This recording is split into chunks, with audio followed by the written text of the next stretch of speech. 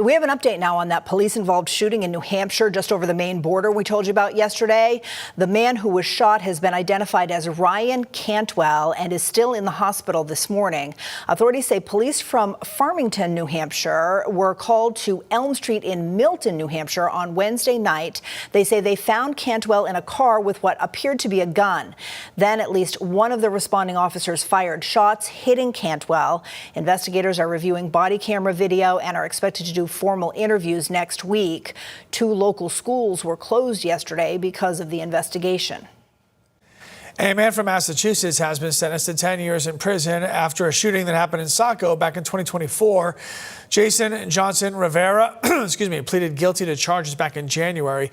Investigators say that he and 2 other men shot at another vehicle during a confrontation over drug trafficking territory. This was right outside Thornton Academy. You might remember this. They say the driver of the vehicle then ran a red light, hit a couple of others, including a school bus. In addition to the prison time, Johnson Rivera will also be spending 4 years of supervised release. A Wiscasset high school senior is facing charges after police say he assaulted a middle school student. Some parents, along with at least one school committee member and the school's principal, say that the district superintendent has mismanaged the response to the incident. Security footage, police records, and court documents show 18-year-old Dante Dawkins push 14-year-old Gavin James into a gym wall and grab him by the neck, leaving bruises. Wiscasset police arrested Dawkins and charged him with aggravated assault. He is now on house arrest and has been ordered to complete anger management therapy. The middle school students' parents say they feel the district still has not done enough. The lack of communication with the school has been extremely hard to just sit here and wonder what exactly happened and what the details are. They've been super reluctant to share anything with me, and I just feel like there needs to be more transparency. The superintendent and Dawkins declined our invitation to be interviewed for this story. Officials with the city of Bangor are reporting an increase in the number of car break-ins this month, more than double the number that there were back in April. Bangor PD officials say there have been 14 so far in the month of May. Often they say these break-ins spike when weather starts to get warmer, so they recommend locking your car doors, roll up your windows, make sure you don't leave any valuables inside. A lieutenant with the PD also told us when criminals might go when they might go as far as breaking windows to get in. They're not looking to break windows in most cases unless you have something very expensive showing. But in most cases, if you simply lock your doors, that is enough to mitigate any concerns or temptation for a suspect looking to breaking into cars. And if your car is broken into, the police say just to file a report right away. Many towns even have online reporting systems for incidents just like this.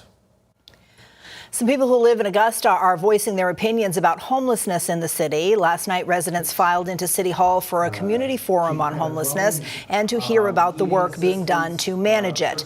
So many people attended that some actually had to go to an overflow room. On the panel for the forum, City Manager Jared Mills, Augusta Police Chief Kevin Lully, District Attorney Megan Maloney, Community Response Specialist Don Kearns, and Community Services Director Earl Kingsbury. They all offered insights into their role when it comes to homelessness, and then they got an earful from residents. It's about the housing crisis and about how to get people to have a place to be. And I feel like a lot of this has been directed at the homeless community.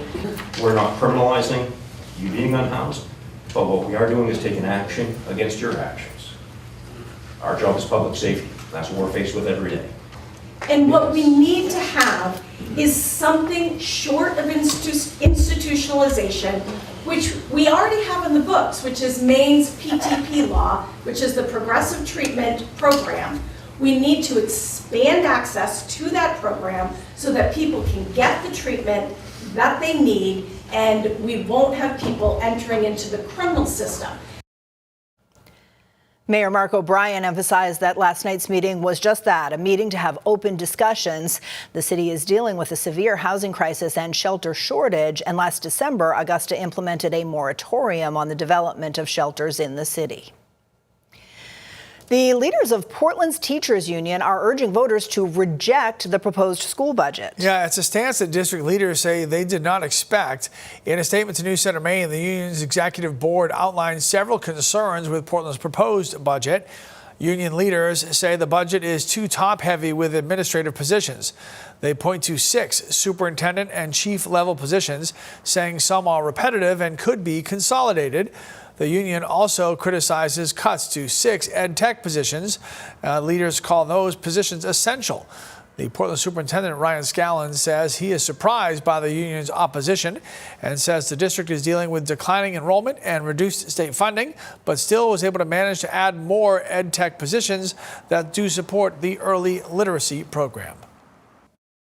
We want people to support the budget. We think the budget went through a robust process that was informed by guidance from City Council, that was informed by our staff and our community throughout months of engagement. We think that with community engagement, we landed in the best possible spot.